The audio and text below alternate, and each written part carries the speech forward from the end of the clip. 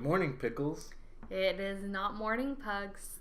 Good evening, Pickles. Good evening, Pugs. It is currently 4:48 in the afternoon on December 15th. So as you can tell probably from this vlog style, how we're starting off here, we're doing something a little different. We did not vlog at all today. You can't skip out on the days of VLOGMAS though. Even though we already have. Even though we accidentally already didn't upload it on one day, but that's okay. Anyway, we're going to do the Newlywed Tag today, which is just like a series of questions on this little blog post that I found. And we're going to answer the questions. I love answering questions. If you're new to our channel, you may not know that we are newlyweds. We've almost been married for 7 months now. Yeah. No. After Christmas, the 28th, it'll be 7 months. Are you still in love with me? Yeah. All right, so... Is that the first question of the Newlywed Tag? No. Well, kind of. So, first question. Who said I love you first and when? Who said I love you first? You tell me. She did. I did. When was it? When was it? It was probably like a month after we were dating. Uh-huh. A month and a half, maybe. Maybe. Probably closer to a month. Mm-hmm. Where were you when it happened? I was at the church. I had a summer job there as a Christian education director. I was sitting at my desk there, and I got a text that said, I love you. And I was like, oh crap, what do I do? I was freaking out. And so I texted her back and said, do you? Yeah, he didn't even say I love you too to my text. And I probably shouldn't have said I love you over text message, but I wasn't going to see him again, I think, for like another 2 weeks. I didn't want to wait. And I didn't open it up so it would say read for like 20 minutes to make her think I was busy. Like, I just couldn't read it. Question number 2 is, how long did you date before you got engaged? 6 months. We dated for 6 months. That's very true. We agreed, we talked about marriage only 3 months after dating. Mm-hmm. But back... I don't even know if this is a question, but a little bit of backstory. We were best friends in college for 2 years. Yeah. Before we dated. So it's not like we had to go through that awkward getting to know each other stage. Mm-hmm. Plus, I moved to Chicago 3 months after we started dating. So that kind of, like, even from the time we started dating, we knew that if marriage wasn't the end goal, like, we knew from the get-go that it was going to be a long-distance relationship and it was going to be hard. And that marriage had to have been, at least in the back of our minds, for us to even consider it. Because you don't just get in a long-distance relationship for fun. You don't. And it was not fun at all. Like, not fun. And we talked about marriage, like, 1 month after we started dating. Mm-hmm. And, like, we didn't have to go through that awkward getting to know each other stage because we already knew everything about each other. Yeah. So it was like when we started dating, we went in with that mindset of trying to figure out whether or not he was going to be my future spouse and vice versa. I think. Question number 3. How did you know that your spouse was the one? How did I know that my spouse was the one? I think it was in your absence that I was able to know that you were the one, if that makes sense. Mm-hmm. Like when I really knew that this is the woman that I wanted to spend the rest of my life with was probably the weekend that you first came to visit me with your family. You guys came... September 5th. 2015. That was over Labor Day weekend. They came up to here, to this house, to visit, and that was the first time that we had seen each other since we started our long-distance relationship. Like we said, we were dating for 3 months. I moved here to Chicago. We spent like a month. She lived in Oklahoma. Without seeing each other. Yeah, this is like a month later, and we were both really nervous. Probably you more so because that whole long car ride all the way up here, and but I was nervous to see you too, and it was really awkward at first, I think. Getting used to being together again and talking not just on the phone or on Skype. Yeah. But the day that you left, it was like 4 in the morning or 5 in the morning. I don't know. It was early. Once you were gone, I just knew that one day I didn't want to have to say goodbye to you. It was terrible. Aww. That's cute. Oh, thanks. Number 4. How many questions are there? I don't know. Well, here's number 4. Was your first year of marriage more like a dream or a disaster, and why? So far, we haven't been through our entire first year of marriage just yet. We've only been married, like I said earlier, like we said, about 7 months so far. And I would say so far it's been a dream. Like, we haven't had any super bad moments. Yeah, I agree that it has been a dream. Maybe the two of us together has been more of a disaster, but in terms of responsibility and eating, healthy, adulting, being adults, yes. But this has been pretty much a dream. Yeah, I would say our summer together as a married couple was the best thing ever. I agree. Spending every single moment together, not having to go to work. That was probably my favorite part so far. Yeah, that's for anybody planning on getting married anytime soon. I highly recommend doing it at a time where you can just spend all your time together for a few months. Yeah, because I work a job in the education system, so I get summers off, and Tyler was still a student, so he got summers off. So we spent like 3 months together, and it was great. Number 5, what is your favorite thing about your spouse?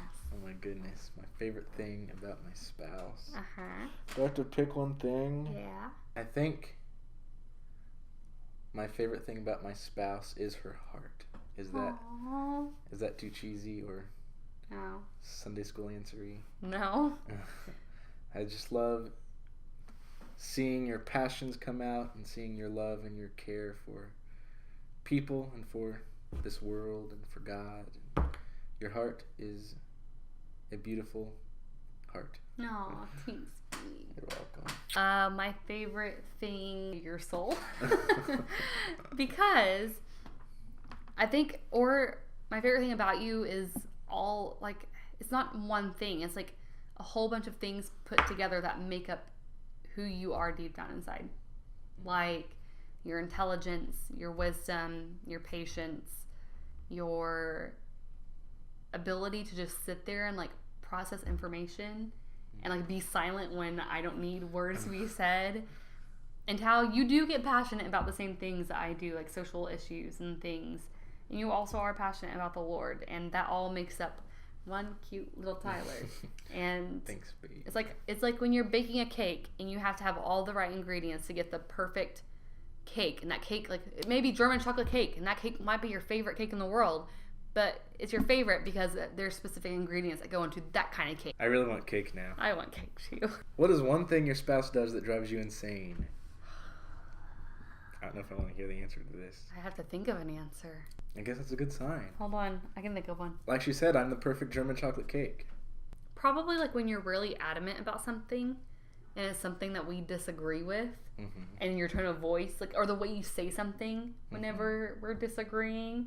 And we don't disagree often, but if there's something that's kind of like a touchy subject and you're like, okay, well, that's what I'm doing, and you kind of do this like look on your face and you're just like, I don't know what to do, I don't know what to tell you. And I just feel like the way you respond in that way drives me insane, but you've only done it like once or twice ever. I'm so sorry.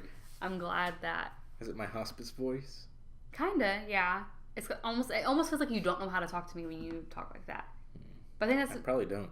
But like I said, the fact that I had to think about that, like, you've only done it once or twice. Turn. The lights. The lights. I leave the lights on in the house and I don't turn them off. Every time she walks into a room, the light comes on, even if it's perfectly sunny outside and the light is pouring through the window. I don't like sitting in any darkness. I have a morning ritual where every time she leaves the house, I walk around and turn out all the lights in the house that she's in, the rooms that she's been in. Even the laundry room, lights, just turn it off. Number 7, what was the funniest thing that happened on your honeymoon? And we have to keep it PG, quote unquote, from goodness. this. I feel like there's a lot of funny things. Like, I just remember laughing a lot on our honeymoon. Yeah. This probably won't be very funny to you guys, but like the one thing that comes to my mind that we've referred to a lot since then is this one time when we left our cabin, which was kind of a creepy cabin out in the middle of nowhere. We went to Colorado, by the way, so that's a little bit of backstory. We were in Colorado, in about an hour outside of Colorado Springs. So in the mountains. It was really pretty. But anyway, one time we were driving back, and we had the GPS going, and it was giving us directions to get wherever we were. I don't even know where we were going, probably somewhere for dinner. And there's this really long stretch of road.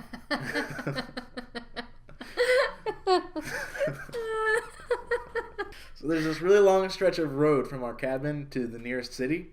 And so Siri tells us, turn left, turn right. And she's getting us out of these windy roads. And then we're on this road now. Siri. And Siri stops talking because she's like, okay, in like 12 miles, turn left. I'm like, okay. And then it's like dead silence for like 2 minutes. And then Saber just says out of nowhere, don't you love it when Siri goes long stretches without saying anything? And we cracked up because like I hate Siri. If you've watched our vlogs in the past, I have a love-hate relationship with Siri. I love how she gets us places, but she annoys the crap out of me. So like we had been using Siri to get everywhere on our honeymoon, and just that period of no Siri, I had to speak it. I was just like, I love when you go long stretches of time without Siri talking. And it wasn't really the event that's so funny in our minds, but just our reaction to it, I think. For some reason, we just lost it. Who is the bigger cover hog? You? Me, I think. I think we got fortunate that we both just kind of lay there. Yeah. And if I am cold, I pull up the second blanket. True. Number 9. What is one thing you and your spouse couldn't live without? Am I supposed to answer it? Or you? On the count of 3. Think about it. Oh my gosh. 1, 2, 3. Domino's. Pizza rolls. Close enough, pizza. Number 10. If you could make your spouse get rid of one thing that they own, what would you choose? The games that you binge on for hours on your phone. I do get rid of those, like every day. But then you re-download them.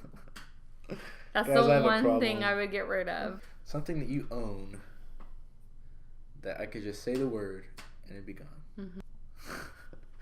One thing that you own that I would get rid of is any piece of clothing that you have that can't be dried.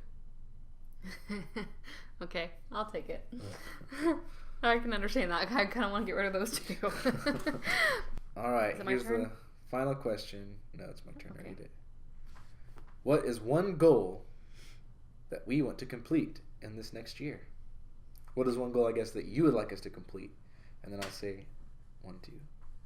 Right now, the one thing that's on my mind is like getting our finances in check. Mm-hmm. But that's just because that's an issue right now. Yeah. Because we've been really bad with money. But I feel like I don't want money to be our one goal for like our second year of marriage. And we have something I'm looking forward to is last year she came to visit me again over New Year's. Mm-hmm. And we wrote out our goals for the next year on little flashcards and hid them in my desk for us to read. Oh my gosh. As we celebrated our New Year's Eve together as a married couple for the first time.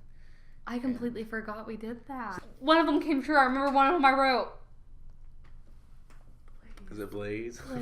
We need to do that again so we can tell you guys what our goals are. So maybe we should just make that a whole separate video is our goals for 2017. Mm-hmm. And rating our past goals. Yeah. Just seeing how we lined up. Anyway, guys, that'll be it for this vlog. We're sorry that it wasn't like an actual day in the life type of vlog, but I think you guys know our lives probably by this point to know that on the days we don't do anything, we literally don't do anything. So we figured we'd try to spice it up and make something a little more unique and just tell you more about us as a couple and who we are, and I love you. I love you. Only 5:14. If that tells you anything, like how long we've been recording this, hopefully it's edited down way more than how long we've been recording. Yeah. We're gonna go get some more work done. Yep. And my semester's over now, so I can veg out. Spend time, clean this house, invest maybe a little bit more time in this vlog channel while I'm on break. All right. We'll see you guys tomorrow. Bye, guys. Bye. Bye. I love you. I love you. Oh, I love you so much. Blaze, I love you. Blaze. Blaze. This is the laziest dog in the world.